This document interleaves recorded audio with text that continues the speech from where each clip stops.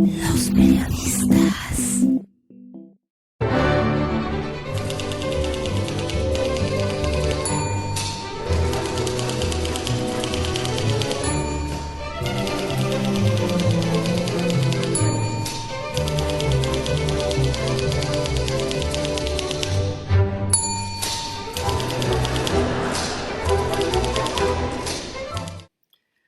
Los últimos acontecimientos nacionales no están, aunque lo parezca, muy alejados de la política aldeana, por lo menos en lo que se refiere a las circunstancias de Morena y su búsqueda por candidatos presidencial y a gobernador de Puebla. En 1986 apareció un libro que tomó fuerza entre los economistas, comunicadores e incipientes publicistas especializados en política en Puebla. Marketing político le llaman ahora. Al Rice y Jack Trout escribieron un texto dedicado a Karl von Clausewitz, un prusiano considerado casi como el padre de la ciencia militar moderna. Los autores establecieron una comparación entre la guerra y la mercadotecnia. El libro se llamó La guerra de la mercadotecnia y sirvió a muchos políticos locales para marcar nuevas tendencias en sus campañas. Rice y Trout establecieron dos ejes, la guerra defensiva y la guerra ofensiva. Los principios de la guerra defensiva eran: solo el líder del mercado puede considerar esta táctica. La mejor estrategia defensiva es la capacidad de autoataque y siempre se debe bloquear los movimientos de los competidores fuertes. En cambio, los principios de la guerra de mercadotecnia a la ofensiva eran: la primera consideración es la fuerza de la posición del líder, encontrar la debilidad en la fuerza del líder y golpear ahí, y lanzar el ataque en un frente tan estrecho como sea posible.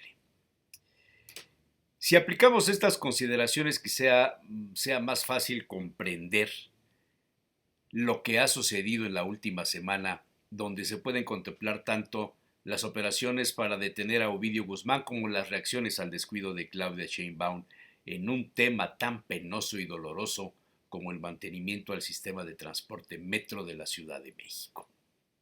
En ambas se usaron al menos dos de los tres principios ofensivos. Se encontraron los puntos débiles del enemigo, se golpeó ahí y se lanzó un ataque muy estrecho. A Claudia Sheinbaum le ha costado mucho trabajo posicionarse en el territorio nacional después de haber perdido la mitad de las alcaldías de la Ciudad de México en las elecciones intermedias. Quedó en claro que una buena parte de la población no la quiere, quizá porque la conocen o han sufrido sus decisiones de gobierno. Pero en el orden nacional Claudia no era tan conocida, de ahí que se ha venido fabricando una estrategia de conferencias magistrales para hacerla presente en las ciudades donde más votación se podría obtener a favor del proyecto de la 4T, y Puebla fue una de esas plazas elegidas y por lo visto comprometidas a favor de la llamada corcholata favorita de Palacio Nacional. Todo el esfuerzo por posicionarle se ha visto paulatinamente desmoronado, y no precisamente por los opositores a Morena, también, o más bien, por el fuego amigo de quienes no quieren que Sheinbaum sea la candidata. El mejor ejemplo es la forma como se ha detonado en impactos mediáticos los accidentes, por desgracia repetidos, en las líneas del metro. La última volvió los ojos a las consideraciones del colapso del puente de la línea 2, donde el argumento de falta de mantenimiento y supervisión se convirtió en la estrategia de los golpes a un punto central: presupuestos incongruentes con las necesidades técnicas de mantenimiento. Los expertos dijeron sobre el accidente del 3 de mayo de 2021 que el gobierno de la Ciudad de México había reducido los presupuestos para el mantenimiento del metro. Ahora que hubo un choque de trenes en la línea 3, los argumentos vuelven al marketing político ofensivo contra Claudia Sheinbaum, quien debe estar más que preocupada, pues quedó a la luz pública que las recomendaciones del anterior accidente no fueron aplicadas y que mientras ella buscaba aumentar sus preferencias electorales en Morelia, se registraba el accidente.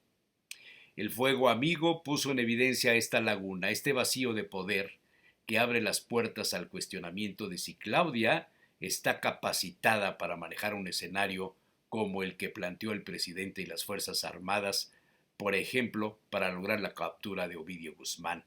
La conclusión se asemeja a esa premisa bíblica: el que no es fiel en lo poco, tampoco lo será en lo mucho, que traducida al escenario político equivaldría a quien no puede en lo poco, tampoco podrá en lo mucho.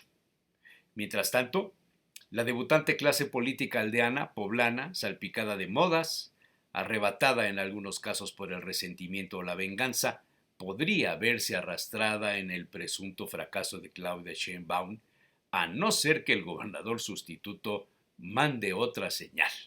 O como dicen los autores del libro citado, una buena estrategia de mercadotecnia es aquella que se anticipa al contraataque del competidor. O por lo menos así me lo parece.